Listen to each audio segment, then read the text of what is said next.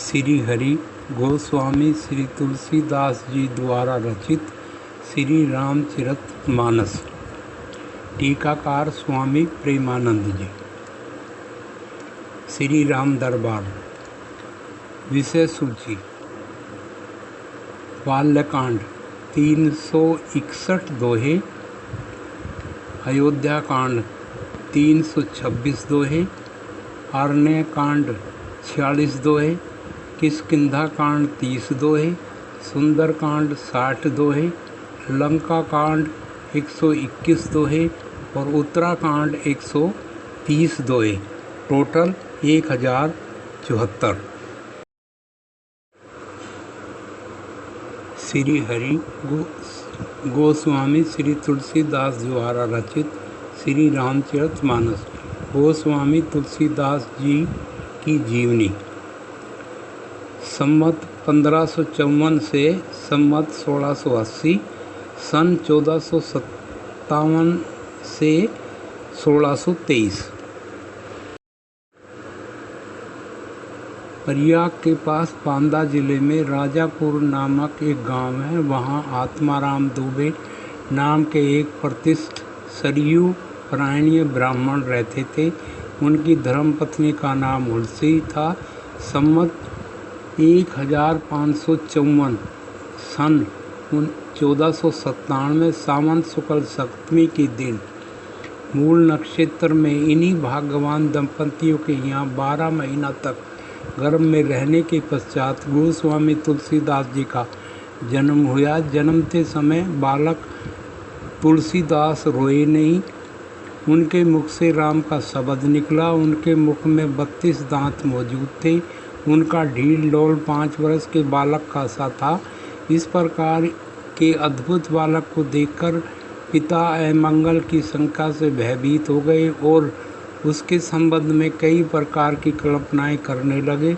माता तुलसी को भी यह देखकर बड़ी चिंता हुई। उन्होंने बालक के आशंकाओं से 10वीं की रात को नवजात शिशु को अपनी दासी के साथ उनके ससुराल भेज दिया और दूसरे ही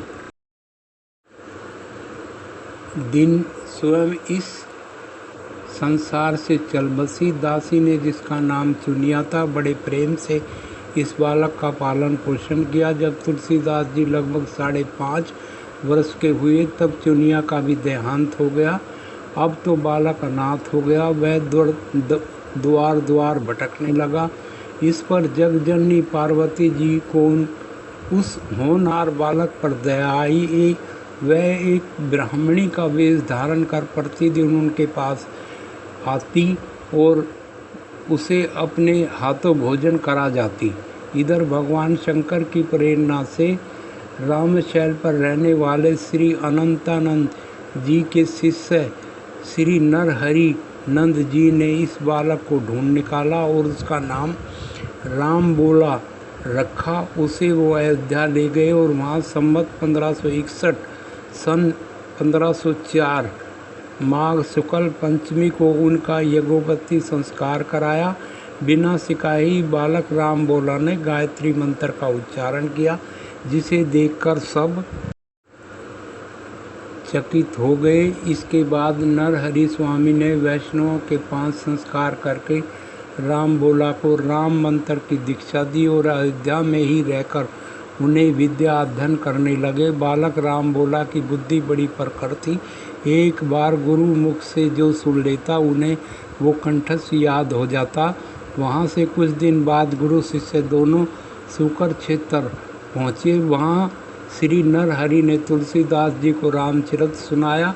कुछ दिन बाद वो काशी चले आए। काशी में शेष सनातन जी के पास रहकर तुलसीदास जी ने 15 वर्ष तक वेद वेदांतों का अध्ययन किया। इधर उसकी लोक वासना कुछ जागृत हो उठी और अपने विद्या गुरु से आज्ञा पाकर वह अपनी जन्मभूमि लौट आए। वहां आकर उन्होंने देखा कि उनका परिवार सब नष्ट हो चुका है। उन्होंने विधि पूर्वक अपने पिता आदि का श्राद्ध किया और वहां रहकर लोगों को भगवान राम की कथा सुनाने लगे।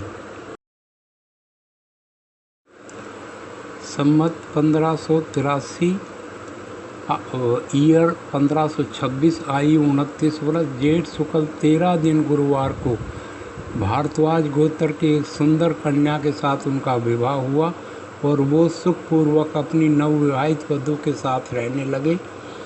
एक बार उनकी स्त्री अपने भाई के साथ मायके चली आई। पीछे पीछे तुलसीदास भी वहाँ जा पहुँचे। उनकी पत्नी ने इस पर उन्हें बहुत धिक्कारा और कहा कि मेरे इस हाड़ मांस के शरीर में जितनी तुम्हारी आसक्ति है उतनी आधी भी यदि भगवान में होती तो तुम्हारा बेड़ा पार हो गया होता। तुलसीदास को ये शब्द लग गए। इसके बाद वो एक क्षण भी नहीं रुके, तुरंत वहाँ से चले दिए। वहाँ से चलकर तुलसीदास जी प्रयाग आए। वहाँ उन्होंने गृहस्थ का त्याग करके साधु वेश धारण किया। फिर तीर्थाटन करते हुए काशी पहुँचे। मानसरोवर के पास उन्हें काकभूषण जी के दर्शन हुए। काशी में तुलसीदास जी राम कथा कहने लगे। वहाँ उन्हें एक दिन एक प्रेत मिला जिसने उन्हें हनुमान जी का पता बतलाया। हनुमान जी से मिलकर तुलसीदास जी ने उनसे श्री रघुनाथ जी के दर्शन की प्रार्थना की। तब हनुमान जी ने कहा, तुम्हें चित्रकूट में रघुनाथ जी के दर्शन होंगे। इस पर तुलसीदास जी चित्रकूट की ओर चल पड़े। चित्रकूट पहुंचकर राम घाट पर उन्होंने अपना आसन जमाया। एक दिन वो परिदर्शन करने निकले थे। मार्ग में उन्हें श्री राम के दर्शन हुए। उन्होंने देखा कि दो बड़े ही सुंदर राजकुमार घोड़े पर सवार होकर धनुष बाण लिए जा रहे हैं। तुलसीदास जी उन्हें देखकर मुग्ध हो गए, परंतु उन्हें पहचान न सके। पीछे से हनुमान जी ने आकर सारा भेद बताया तो बड़ा पश्चाताप करने लगे। तब हनुमान जी ने उन्हें बताया कि प्रातःकाल फिर दर्शन होंगे। संवत 1607 की मौनी अमावस्या बुधवार के दिन उनके सामने भगवान श्री राम पुनः प्रकट हुए। उन्होंने बालक रूप में कहा, बाबा हमें चंदन दो। तुलसी हनुमान जी ने सोचा वो इस बार भी देख ना जाएं, इसलिए उन्होंने तोते का रूप धारण करके दुआ का। चित्रकूट के घाट पर भई संतन की भीड़, तुलसीदास चंदन घिसे तिलक देत रघुवीर। तुलसीदास जी उस अद्भुत छवि को देख कर शरीर को सुध-बुध भूल गए। भगवान ने अपने हाथों से चंदन लेकर अपने और तुलसीदास जी के मस्तिष्क पर लगाया और अंतर्ध्यान हो गए। संवत 1628 में वे हनुमान जी की आज्ञा से अयोध्या की ओर चल पड़े। उन दिनों प्रयाग में माघ मेला था। वहाँ कुछ दिन वो ठहर गए। पर्व के 6 दिन बाद एक वट वृक्ष के नीचे उन्हें भारद्वाज मुनि के दर्शन हुए। वहाँ उस समय वही कथा हो रही थी जो उन्होंने सुपर क्षेत्र में अपने गुरु से सुनी थी। वहाँ से वो काशी चले आए और वहाँ प्रहलाद घाट पर एक ब्राह्मण के घर निवास किया। वहाँ उनके अंदर कवित्व शक्ति की स्फुरण हुई और वो संस्कृत के पद रचते, रात्रि में शब्दलुप्त हो जाते।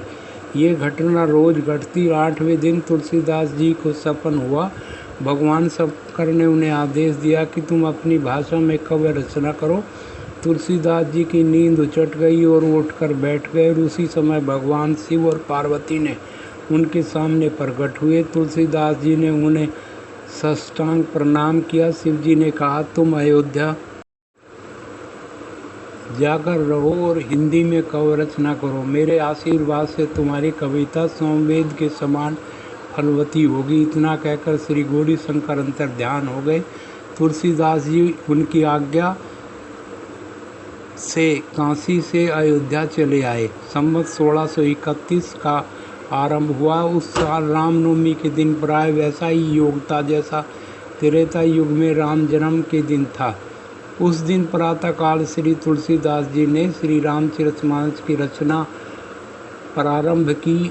2 वर्ष 7 महीने 26 दिन में ग्रंथ की समाप्ति हुई। संवत 1633 के माघ मास शुक्ल पक्ष में राम विवाह के दिन 7 कांड पूर्ण हो गए। इसके बाद भगवान की आज्ञा से तुलसीदास काशी चले आए। वहाँ उन्होंने भगवान विश्वनाथ और माता अन्नपूर्णा को श्री रामचरितमानस सुनाया। रात को पुस्तक श्री विश्वनाथ जी के मंदिर में रख दी गई। सवेरे जब पट खोला गया तो उस पर लिखा हुआ पाया सत्यम शिवम सुंदरम और नीचे भगवान शंकर की सही थी। उस समय उपस्थित लोगों ने सत्यम शिवम सुंदरम की आवाज़ भी कानों से सुनी। इधर पंडितों ने जब ये बात सुनी तो उनके मन में ईर्ष्या उत्पन्न हुई और वो दल बांधकर तुलसीदास जी की निंदा करने लगे और उस पुस्तक को भी नष्ट कर देने का प्रयत्न करने लगे। उन्होंने पुस्तक चुराने के लिए 2 चोर भेजे। चोरों ने जाकर देखा कि तुलसीदास जी की कुटी के आसपास 2 वीर धनुष बाण लिए पहरा दे रहे हैं। वो बड़े सुंदर श्याम और गौर वर्ण के थे।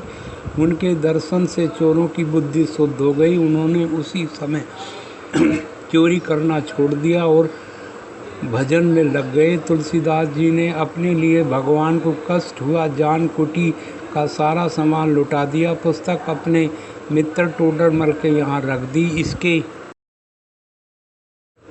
बाद उन्होंने दूसरी प्रति लिखी। उसी के आधार पर दूसरी प्रति तैयार की जाने लगी। पुस्तक का प्रचार दिनों दिन बढ़ने लगा। इधर पंडितों ने और कोई उपाय न देख श्री मधुसूदन सरस्वती जी को उस पुस्तक को देखने की प्रेरणा की। श्री मधुसूदन सरस्वती जी ने उसे देखकर बड़ी प्रसन्नता प्रकट की और उस पर यह सहमति लिखी। श्री काशी रूपी आनंद वन में तुलसीदास चलते फिरते तुलसी का पौधा है। उनकी कविता रूपी मंजरी बड़ी सुंदर है जिस पर श्री राम रूपी भंवरा सदा मंडराया करता है। पंडितों की इस पर भी संतोष नहीं हुआ। तब पुस्तक की परीक्षा का एक उपाय और सोचा गया। भगवान विश्वनाथ के सामने सबसे ऊपर वेद, उनके नीचे शास्त्र, शास्त्रों के नीचे पुराण और सबके नीचे रामचरितमानस रख दिया गया। मंदिर बंद कर दिया गया। प्रातःकाल जब मंदिर खोला गया तो लोगों ने देखा श्री रामचरितमानस वेदों को ऊपर रखा हुआ है। अब तो पंडित लोग बड़े लज्जित हुए। उन्होंने तुलसीदास जी से क्षमा मांगी और भक्ति से उनका चरण चलाया। तुलसीदास जी अब 80 घाट पर रहने लगे। रात को एक दिन कलयुग मूर्ति रूप धारण करके उनके पास आया और उन्हें तंग करने लगा। गोस्वामी जी ने हनुमान जी का ध्यान किया। हनुमान जी ने उन्हें विनय के पद रचने को कहा।